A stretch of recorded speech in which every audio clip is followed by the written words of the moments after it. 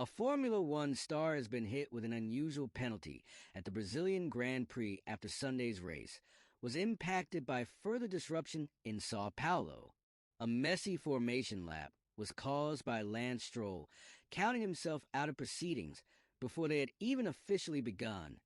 with confusion sweeping the grid over whether the remaining cars were expected to leave the grid or not following the aborted race start.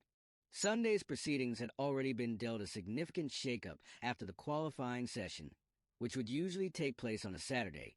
had to be postponed due to the unpredictable Brazilian weather. This meant drivers were up bright and early for qualifying on Sunday morning ahead of the main event, where Norris claimed his fifth pole out of the last 7 Grands Prix.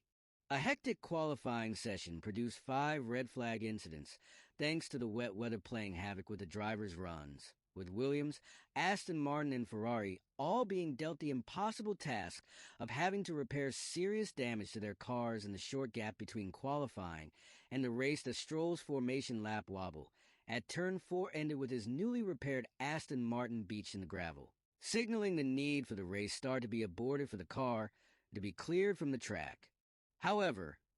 the incident led to confusion across the grid, which saw a few cars, including Max Verstappen's Red Bull, not leave the grid after the aborted start, the Dutchman declaring over team radio that he was waiting for the green lights to show. Norris, on the other hand, did leave the grid, a move which has placed Verstappen's nearest title challenger under investigation from the FIA,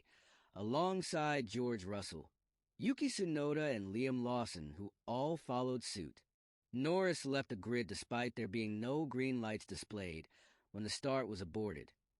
with much discussion over unclear regulations as to what should happen.